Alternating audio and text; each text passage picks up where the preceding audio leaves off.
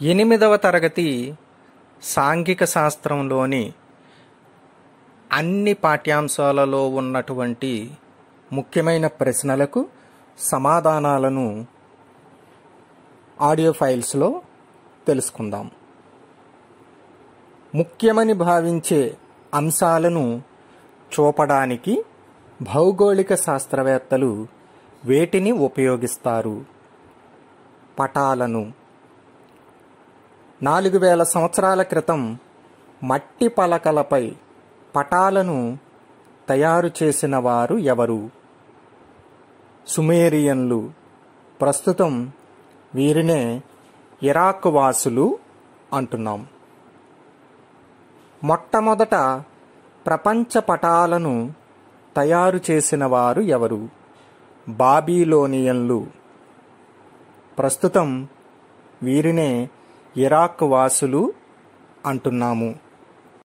ప్రపంచం గుండ్రటి పళ్ళెం మాదిరిగా ఉన్నదని చెప్పినవారు ఎవరు? బాబిలోనియన్లు.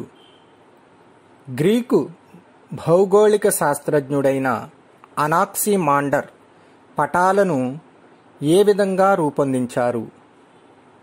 తూర్పు నుండి పడమరకు, ఉత్తరం నుండి దక్షిణానికి ప్రదేశాలను చూపిస్తూ పటాలను రూపొందించారు. గ్రీకులు ప్రపంచాన్ని ఎన్ని ఖండాలుగా విభజించారు?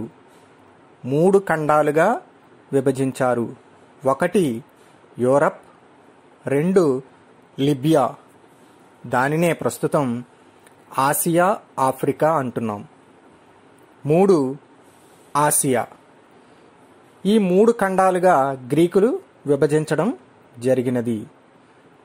2300 సంవత్సరాల క్రితం ప్రపంచాన్ని జయించాలని భారతదేశం వచ్చిన గ్రీకు రాజు ఎవరు? అలెగ్జాండర్. నావికులకు ఉపయోగపడే పటాలు వేటి ఆధారంగా రూపొందిస్తారు? అక్షాంశాలు, రేఖాంశాలు. మధ్యాహ్న సమయంలో సమాన పొడవు గల నీడలు ఉన్న ప్రదేశాలను కలుపుతూ గీయబడిన రేఖలను ఏమంటారు? అక్షాంశాలు. భూమిపై ఉత్తరం నుండి దక్షిణానికి గీయబడిన రేఖ ఏది? మెరిడియన్ రేఖ. దీనినే మధ్యాహ్న రేఖ లేదా రేఖాంశము అంటారు. అక్షాంశాలు, రేఖాంశాలు ఖండించుకునే చతుష్కోణాకార భాగాన్ని ఏమంటారు? గ్రిడ్ అంటారు. ఇది వల మాదిరి ఉంటుంది. గీతలను ఉపయోగించిన పటాలను తయారు చేసినటువంటి భౌగోళిక శాస్త్రవేత్త ఎవరు? టాలమీ. పటాలను తయారు చేసిన వారిలో ప్రముఖులు ఎవరు? ఆల్ ఇద్రిసి. పటాలను ఆల్ ఇద్రిసి ఏ భాషలో రూపొందించారు? అరబిక్. చైనా చక్రవర్తి కోసం 17 చదరపు మీటర్ల పట్టుగుడ్డ మీద పటాన్ని గీసిన వారు ఎవరు? డామింగ్ హన్ ఈ తూ. బైబిల్ ప్రకారం ప్రపంచ నమూనాలో ఎన్ని ఖండాలు ఉన్నాయి? 3 ఖండాలు ఉన్నాయి. 1 ఆసియా, 2 ఆఫ్రికా, 3 యూరప్. బైబిల్ ప్రకారం ఏ ఖండం పెద్దది? ఆసియా ఖండం పెద్దది. డచ్ దేశ పటాల పితామహుడు అని ఎవరిని పిలుస్తారు? గెరార్డస్ మెర్కేటర్. నేడు ఉపయోగిస్తున్న ప్రపంచ పటాలకు ఆధారం ఏది? మెర్కేటర్ ప్రక్షేపణం. బ్రిటిష్ వారు భారతదేశం పటాన్ని తయారు చేయడానికి ఏర్పాటు చేసిన శాఖ ఏది? భారతదేశ సర్వేక్షణ శాఖ. భారత సర్వేక్షణ శాఖలో సర్వేయర్ జనరల్గా నియమించబడిన వారు ఎవరు? జేమ్స్ రెన్నల్. భారత సర్వేక్షణను పూర్తి చేసిన వారు ఎవరు? Sir George Everest. విషయ నిర్దేశిత అంటే థీమాటిక్ పటాలను చెప్పండి. జిల్లా పటాలు, రాష్ట్ర పటాలు, దేశ పటాలు, రాజధాని పటాలు. వీటిని థీమాటిక్ మ్యాప్స్ లేదా విషయ నిర్దేశిత పటాలు అంటారు. ఇవన్నీ కూడా రాజకీయ పటాలు. ఇప్పుడు రంగు, అది సూచించేటటువంటి అంశం తెలుసుకుందాం. ముదురు ఆకుపచ్చ అడవిని సూచిస్తుంది. లేత ఆకుపచ్చ గడ్డి భూములను సూచిస్తుంది. పసుపు పచ్చ పంటలు పండే ప్రాంతాన్ని సూచిస్తుంది. ఊదా రంగు లేదా జేగేరు రంగు పర్వతాలను సూచిస్తుంది. లేత ఊదా రంగు గుట్టలను సూచిస్తుంది. లేత ఎరుపు రంగు బంజర భూములను సూచిస్తుంది. లేత నీలం రంగు చెరువులను, నదులను, కాల్వలను, బావులను సూచిస్తుంది. ముదురు నీలం రంగు సముద్రాలను, మహాసముద్రాలను సూచిస్తుంది. తెలుపు రంగు ఖనిజాలు దొరికే ప్రదేశాన్ని సూచిస్తుంది. నలుపు రంగు సరిహద్దులను సూచిస్తుంది. ఈ రంగులు పటాలలో వేటిని సూచిస్తాయి అనే దానిపై మీకు ఖచ్చితంగా ఒక ప్రశ్న ఉంటుంది. భూమధ్య రేఖపై ఏ దిక్కు నుండి ఏ దిక్కుకు ప్రయాణించేటప్పుడు ఉష్ణోగ్రతలు తగ్గుతాయి? ఉత్తర దిక్కు నుండి దక్షిణ దిక్కుకు ప్రయాణించేటప్పుడు ఉష్ణోగ్రతలు తగ్గుతాయి. సముద్ర తీరాన ఉండే ప్రదేశాలలో శీతోష్ణ స్థితులు సంవత్సరమంతా ఒకే విధంగా ఉంటాయి. దీనిని ఏమంటారు? సముద్ర ప్రభావిత శీతోష్ణ స్థితి అంటారు.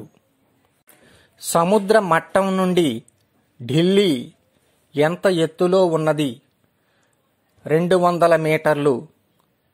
సముద్ర మట్టం నుండి సిమ్లా ఎంత ఎత్తులో ఉన్నది? 2200 మీటర్లు. సముద్ర మట్టం నుండి ప్రతి 1000 మీటర్లు ఎత్తుకు పోయే కొలది ఎంత ఉష్ణోగ్రత తగ్గుతుంది? 6 డిగ్రీల సెంటీగ్రేడ్. దక్షిణాది ఖండాలు అనగా ఏవి? ఆస్ట్రేలియా, దక్షిణాఫ్రికా మరియు చీలీ దేశం. భూభ్రమణం ఎలా జరుగుతుంది? పడమర నుండి తూర్పుకు భూమి తిరుగుతుంది. దీనినే భూభ్రమణం అంటారు. సూర్యుడు ప్రకాశవంతం చేసే గోళాకారపు అంచును ఏమంటారు? ప్రకాశ వృత్తం అంటారు.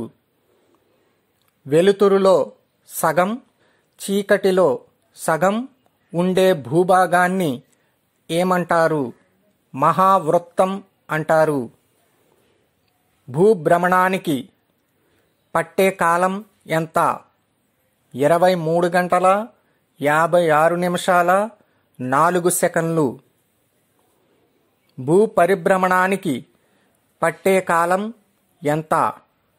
365 రోజుల 5 గంటల 56 నిమిషాలు అంటే 365 1/4 రోజులు. భూమి సూర్యుని చుట్టూ ఒకే తలంలో ఒకే దారిలో తిరగడాన్ని ఏమంటారు? కక్ష్యాతలం అంటారు.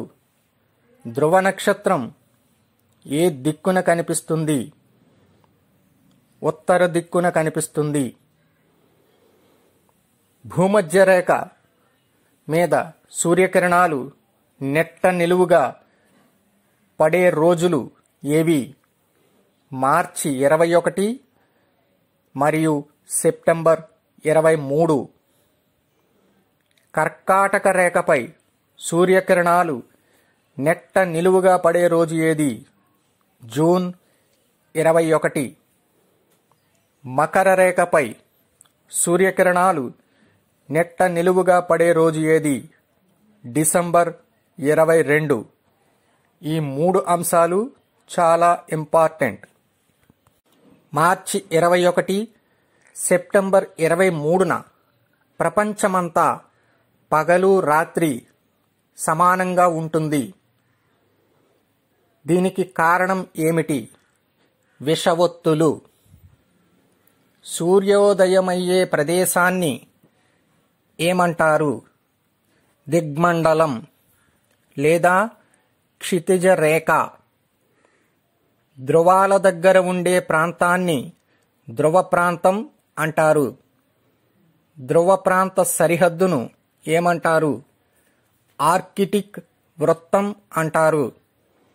ధ్రువ ప్రాంతాలలో ఉన్న ఖండాల ఉత్తర భాగాలను ఏమంటారు? టండ్రా ప్రాంతం అంటారు. టండ్రా అనగా చలిగా ఉండే ప్రాంతం. పటాల సంకలనాన్ని ఏమంటారు? అట్లాస్ అంటారు. సూర్యుని నుండి నిరంతరంగా వెలువడే శక్తిని ఏమంటారు? సౌర వికిరణం అంటారు. సూర్యుని శక్తిలో మనకు లభించేవి అతిలీల లోహిత కిరణాలు, అల్ట్రావైలెట్ రేస్, రేడియో తరంగాలు మరియు ఎక్స్ రేస్. భూమి ఉపరితలానికి చేరే సౌరశక్తిని ఏమంటారు? సౌరపుటం, ఇన్సోలేషన్ అంటారు. సౌరశక్తిలో భూమి ఎన్నవ వంతు పరావర్తనం చేస్తుంది? 3వ వంతు పరావర్తనం చేస్తుంది. సూర్యుని నుండి భూమి తీసుకునే శక్తిలో పరావర్తనం చెందే 30% శక్తిని లేదా ఉష్ణాన్ని ఏమంటారు? అల్బిడో అంటారు. భూమధ్య రేఖ వద్ద సూర్యకిరణాలు ఏ విధంగా పడతాయి? లంబంగా పడతాయి. ధ్రువాల వైపు వెళ్లే కొద్దీ సూర్యకిరణాల వాలు ఏ విధంగా ఉంటుంది? తగ్గిపోతూ ఉంటుంది. సున్నాగా కూడా మారిపోతుంది. భూమి ఉపరితలాన్ని సూర్యకిరణాలు తాకే కోణాన్ని ఏమంటారు? పతన కోణం అంటారు. యాంగిల్ ఆఫ్ ఇన్సిడెన్స్ అంటారు. 66.5 డిగ్రీల ధ్రువమండలం దగ్గర సూర్యపుటం ఎంత? 50 యూనిట్లు. 90 డిగ్రీల వద్ద ఉత్తర దక్షిణ ధ్రువాలలో సూర్యపుటం ఎంత? 40 యూనిట్లు. 0 డిగ్రీల భూమధ్య రేఖ వద్ద సూర్యపుటం ఎంత? 100 యూనిట్లు. ఇవి చాలా చాలా ఇంపార్టెంట్. భూ వికిరణాన్ని అడ్డుకుంటున్న వాయువులు ఏవి? బొగ్గు పులుసు వాయువు అంటే కార్బన్ డయాక్సైడ్ మరియు సిఎఫ్సి వాయువులు క్లోరోఫ్లోరో కార్బన్స్ అంటాము. భూ వికిరణం వలన ప్రపంచ ఉష్ణోగ్రతలు పెరగడాన్ని ఏమంటారు? గ్లోబల్ వార్మింగ్ అంటారు. 1992 జూలైలో లిబియా ఆఫ్రికాలో ఉంది. ఇక్కడ అజిజియాలో నమోదైన అత్యధిక ఉష్ణోగ్రత ఎంత? 57.8 డిగ్రీల సెంటీగ్రేడ్. అత్యల్ప ఉష్ణోగ్రత ఎప్పుడు ఎక్కడ నమోదైంది? 1983 జూలైలో అంటార్కిటికాలోని వ్లాడివోస్టాక్ కేంద్రంలో నమోదయ్యింది. అత్యల్ప ఉష్ణోగ్రత -89.2 డిగ్రీల సెంటీగ్రేడ్. ఉష్ణోగ్రత ఎంతకు మించి అత్యల్పంగా ఉండదు? -273.16 డిగ్రీల సెంటీగ్రేడ్కు మించి అత్యల్పంగా ఉష్ణోగ్రత ఉండదు. మరికొన్ని ముఖ్యమైన ప్రశ్నలకు జవాబులను తర్వాత ఆడియో ఫైల్లో చూద్దాం.